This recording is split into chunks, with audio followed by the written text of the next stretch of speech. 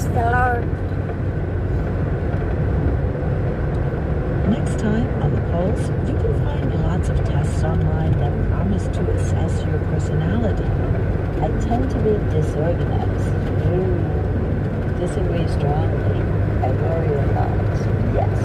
But what exactly is personality?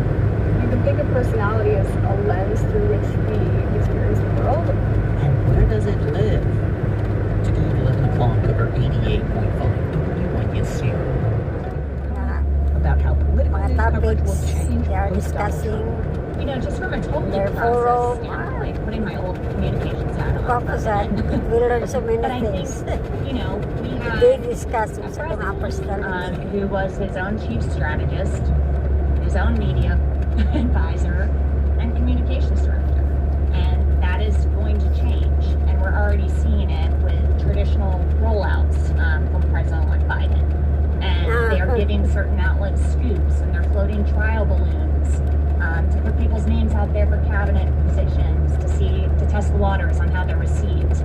Whereas for the past 4 years, we've all been living on Twitter to see if the president's going to fire someone or what he's going to say that day, and he was making his own news. So I think just from a news gathering and consumption standpoint, things are going to be very different for us and for the public. And I think just as candidates and lawmakers need to know who they are, have a message, know their audience, I think we need to know who our audience is. Because we're going to have to say, okay, if we want to break news and be in a spot to roll something out, what do we have to, like, what can we provide that others can't? And what do we want to invest in? Because I think a lot of the issues, what I expect is news organizations are probably going to beef up their Hill teams and policy teams because a lot of news is going to be breaking at an agency level, and what negotiations are happening between the White House and the Senate. And, you know, so far I think the transition team seems pretty disciplined in its traditional communications operation. To the extent that there's squeaky wheels who are leaking news, it's probably going to be coming from elsewhere. And so I think those are all new things when we've been dealing with, you know, really the principal being the deliverer of all news, So, and like making those decisions every step of the way. And I think that's just going to be something that was normal before, and we're going to see, you know, get accustomed to again. Yeah, that's a really good point. This idea that we no longer have to have 16 people on rotation at the White House, and instead redeploy those people. I mean, is that what you're already starting to do? Is to say we don't need this level?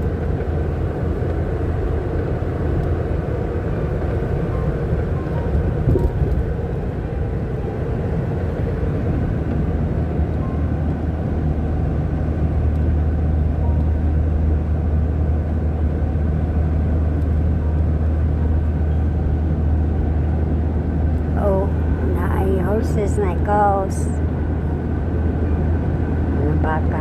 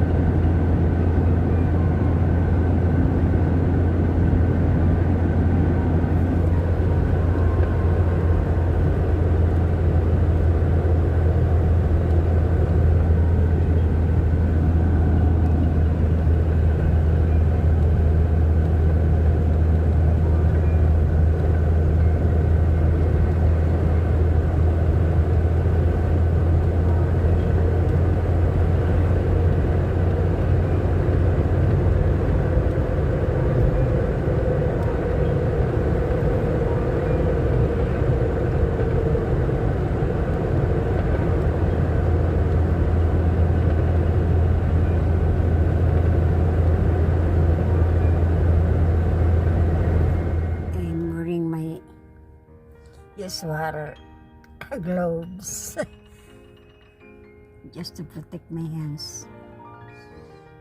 And so guys, I will just start to greet my friends. Shout out to my host, Maria Dolores Lee,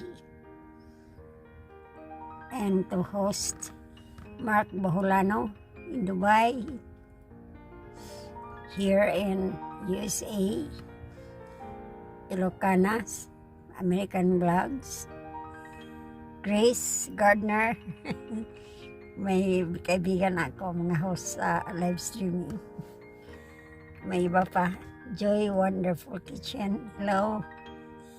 Shout out to you, mega shout out sa mga host sa live streaming.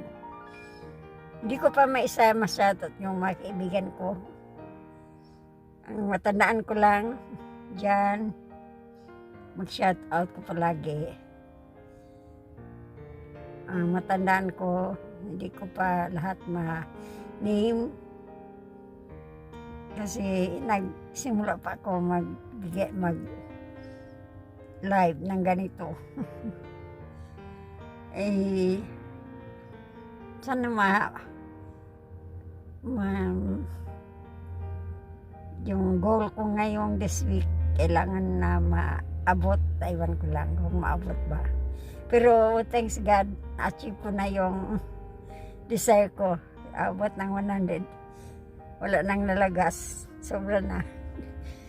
So I really hope I will start my live like such as this. Last week I have only the snowstorm.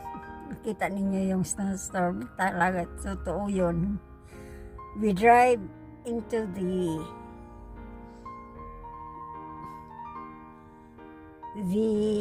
swell of the snow blast.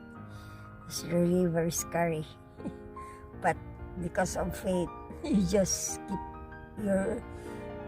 your heart and your mind very strong because the Lord is there. He's the shield. I'm a Bible believer, so something different in my style, in my channel. I really insert the Word of God para naman na tayo hindi lang nakapokus sa earthly things.